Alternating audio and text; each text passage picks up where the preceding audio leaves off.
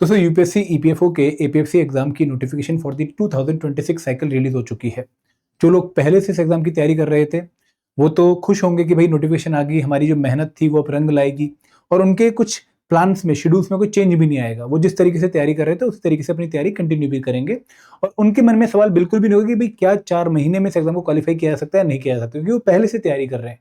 But बहुत सारे aspirant ऐसे भी हैं जो कि अब नोटिफिकेशन आने के बाद इस एग्जाम की तैयारी स्टार्ट करेंगे और बहुत ही जेन्युइन, बहुत ही ऑनेस्ट क्वेश्चन जो उनके माइंड में है वो ये है कि सर क्या 4 महीने में इस एग्जाम को क्वालिफाई करना पॉसिबल है। तो इस वीडियो में हम ये पॉइंट डिस्कस करने वाले हैं और मैं आपको कोई सॉल्यूशन भी दूंगा।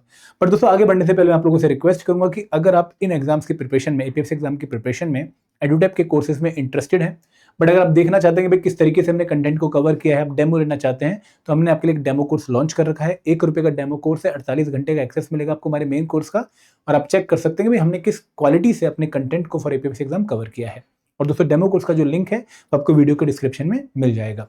अब दोस्तों जो हमारा क्वेश्चन है कि भाई क्या 4 महीने इनफ है इस एग्जाम की प्रिपरेशन के लिए, इसके पीछे जो आंसर की जो एक बाउंड्री बनेगी वो कहीं ना कहीं आपके बैकग्राउंड से रिलेट करेगी। तो यहाँ पर सबसे पहले मैं बैकग्राउंड की बात करना चाहूंगा कि आप किस बैकग्राउंड से बिलोंग करते हैं, तो इसका आंसर आपको ये होना चाहिए। तो यहाँ पर मैं आपको कुछ कैटेगरीज बता के जो है समझाना चाहूंगा। अगर मैं बात करूं कि अगर कोई बच्चा यूपीएससी के सिविल सर्विस एग्जाम की तैयारी कर रहा है और उसका डाउट ये है कि सर क्या अगले 4 महीने में एपीएफसी एग्जाम की सिलेक्शन पॉसिबल है और मुझे कितना टाइम एलोकेट करना पड़ेगा इस सिलेक्शन को लेने के लिए, तो मैं कहूंगा कि भाई अगर आप यूपीएससी सिविल सर्विस एग्जाम के एक ऐसे एस्पिरेंट हो जिसने पहले 2 और 3 अटेम्प्ट दे चुके हैं यूपीएससी सीएससी एग्जाम के and you are comfortable with the subjects like Indian polity, history and culture, science, economy, quant, reasoning, आपको ऐसा लगता है कि भाई हाँ ये कंपोनेंट्स मैंने कम से कम 3-4 बार पढ़ रखे हैं, मेरी कमांड है और अगर जल्दी से रिवाइज कर भी लूंगा तो और अच्छा परफॉर्म कर दूंगा। अगर ये क्लैरिटी आपको है तो आपको एपीएफसी एग्जाम के लिए 3 घंटे देने पड़ेंगे for next 4 month and you will be ready for this particular exam, बशर्ते आप ऑलरेडी यूपीएससी सीएससी एग्जाम की तैयारी भी कर रहे हो, क्योंकि जो कॉमन ओवरलैपिंग कंपोनेंट्स हैं history, polity, culture, science, economy, quant, reasoning, वो आप सीएससी की प्रिपरेशन में कवर कर लोगे। उसके अलावा 3 घंटे एडिशनली देके आप एपीएफसी एग्जाम के लिए खुद को रेडी कर सकते हो। तो आपके लिए सिचुएशन बिल्कुल भी टाइट नहीं है, आपके लिए सिचुएशन फेवरेबल है कि भाई एडिशनल टाइम देके 3 घंटे का मैं खुद को एपीएफसी एग्जाम को क्वालिफाई करने के लिए रेडी कर लूंगा।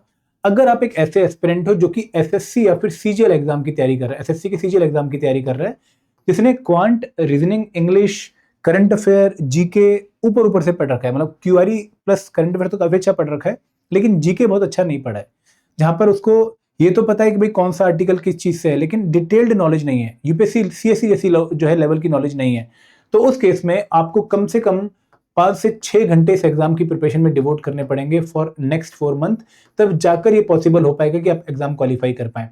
आपके लिए भी सिचुएशन उतनी ज्यादा नेगेटिव नहीं है कि नेक्स्ट टू इम्पॉसिबल, ऐसा नहीं है, आपके लिए पॉसिबल है। सेम फॉर बैंकिंग कि भाई पॉसिबल है 4 महीने में एग्जाम करेक्ट करना, क्योंकि आप इस एग्जाम का एक बड़ा पोर्शन क्वांट, रीजनिंग, इंग्लिश वाला ऑलरेडी प्रिपेयर कर चुके हो और अगर आप प्रैक्टिस कर लोगे एपीएफसी ऐसे एग्जाम के क्वेश्चंस की, तो सेम नॉलेज जो आपने वहां पर गेन करी है वो आपको यहाँ पर हेल्प कर देगी। अगर आप आरबीआई ग्रेड बी वाले हो, अगर आप सेबी वाले हो, अगर आप नबार्ड वाले हो, तो अगेन इतना टाइम तो मिनिमम आपको इस एग्जाम प्रिपरेशन में देना ही पड़ेगा, 5 से 6 घंटे पर डे मिनिमम। यहाँ पे 3 घंटे पर डे मिनिमम यूपीएससी वाले बच्चे के लिए। अगर आप स्टेट पीसेस वाले हो तो स्टेट पीसेस वाले के लिए अगेन ये टाइम जो है कम से कम 4 घंटे पर मंथ होना चाहिए। फॉर एग्जांपल अगर आप पर डे, अगर आप बीपीएससी एग्जाम की तैयारी कर रहे हो, आप यूपीपीसीएस एग्जाम की तैयारी कर रहे हो, क्योंकि यहाँ पे कुछ चीजें आपने ऑलरेडी कवर कर ली हैं, तो आप लोगों को अभी आज प्रिपरेशन स्टार्ट करने से पहले एक बार ये चेक कर लेना चाहिए कि भाई कितना पोर्शन ओवरलैपिंग है, ये आपने चेक करना है। और इसके बाद आपने 2025 का एपीएफसी एग्जाम का रिक्रूटमेंट टेस्ट देना है, ये चेक करने के लिए कि जो कंपोनेंट्स मुझे लगता है मुझे आते हैं वो कितने अच्छे आते हैं, ये भी आपको चेक करना पड़ेगा। तो यहां पर आपकी अप्रोच ये होनी चाहिए। अब दोस्तों एक तीसरी कैटेगरी ऑफ स्टूडेंट आता है, वो जिसने कभी किसी एग्जाम की तैयारी नहीं करी है और पहली बार एपीएफसी एग्जाम की प्रिपरेशन में कूद गया है, मतलब fresher, beginner for UPSC EPFO APFC exam. दोस्तों उसके लिए पॉइंट ये है कि भाई 4 महीने इनफ है, बट बहुत सारी कंडीशन अटैच्ड है, मतलब स्ट्रेट फॉरवर्ड प्रिपरेशन नहीं है यूपीएससी सीएससी वालों की तरह कि भाई 3 महीने तैयारी करोगे तो चांसेस पूरे पूरे हैं, सिचुएशन नहीं है। अगर मैं बोलूं कि भाई things are next to impossible to you, तो मैं शायद ज़्यादा सही रहूँगा। एपीएफसी एग्जाम को एक बिगिनर को 4 महीने में क्वालिफाई करना is very very very difficult, आसान नहीं है। हार्डली 1 या 2 बच्चा ही पहले इस एग्जाम को 4 महीने में तैयारी करके क्वालिफाई कर पाया है। बहुत ज़्यादा बड़ा नंबर नहीं है। तो यहाँ पे कुछ कंडीशंस हैं। कंडीशन क्या है? भाई कम से कम 8 से 10 घंटे per day without miss for next 4 month पढ़ना ही पड़ेगा, पढ़ना ही पड़ेगा। क्योंकि इसके बिना एग्जाम के सिलेबस को तो कवर करना बहुत दूर, आप 50% सिलेबस भी कवर कर लो, वो भी बहुत बड़ी बात होगी। कम से कम 8-10 घंटे पढ़ना ही पड़ेगा पर डे, तब जाकर आप सिलेबस को कवर और एक बार रिवीजन करके एग्जाम में जा पाओगे। दूसरी बात कि मल्टीपल सोर्स फॉलो नहीं करने बैठ रहे।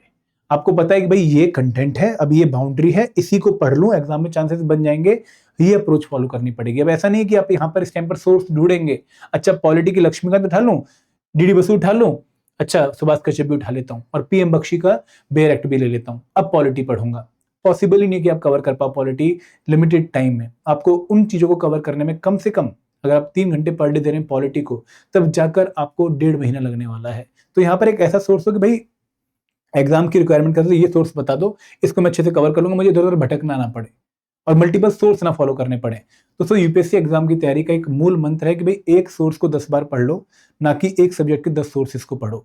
ये पॉइंट आपके लिए बहुत इंपॉर्टेंट है। तीसरी बात कि अपने आप को एक फिक्स्ड बाउंड्री में रह के ही प्रिपेयर करना।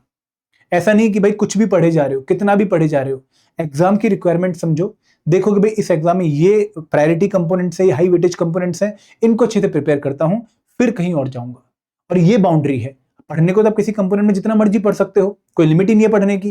पॉलिटी में 15 घंटे लगा लो, 15 साल लगा लो, तभी पॉलिटी कंप्लीट नहीं होती है। तो यहाँ पे जितनी इस एग्जाम की रिक्वायरमेंट है पॉलिटी की, उतना ही टाइम इन्वेस्ट करो। फॉर एग्जाम्पल हमें पता है कि भाई इंश्योरेंस से 2 ही क्वेश्चन आने हैं, अब इंश्योरेंस पे 15 घंटे से ज्यादा टाइम देना बनता ही नहीं है। 15 घंटे भी मैं ज्यादा बोल रहा हूँ, 10 घंटे में काम चल जाएगा। तो यहाँ पे आपको एग्जाम की रिक्वायरमेंट के हिसाब से सिलेबस और पीवाईक्यू की बाउंड्री में रहकर तैयारी करनी पड़ेगी। और एक रियलिस्टिक स्टडी प्लान, जहां पर आप हर कुछ कवर नहीं कर रहे होंगे, आप वो कवर कर रहे होंगे पहले जो एग्जाम में आने के चांसेस ज्यादा हैं, और उन सब्जेक्ट में भी जो हाई प्रायोरिटी टॉपिक्स हैं वो आप कवर कर रहे होंगे। हमारी अप्रोच सिंपल सी क्या होनी चाहिए कि भाई 100% सिलेबस प्रिपेयर नहीं करना है, लेकिन जो भी पढ़ेंगे 75-80% उसको ऐसा पढ़ लेंगे कि भाई वहां पर कोई भी क्वेश्चन गलत ना हो। तो ये बहुत इंपॉर्टेंट पॉइंट है जो आप लोगों ने ध्यान में रखना। और सबसे बड़ी बात कि जितना भी पढ़ें, जितना भी पढ़ रहे हैं उसको रिवाइज करते जा रहे हैं। रिवीजन को लास्ट में करने की नहीं सोच रहे हैं, अभी रिवाइज करते जा रहे हैं। अगर हम हफ्ते में 6 दिन पढ़ रहे हैं तो 7 दिन हम रिवाइज कर रहे हैं।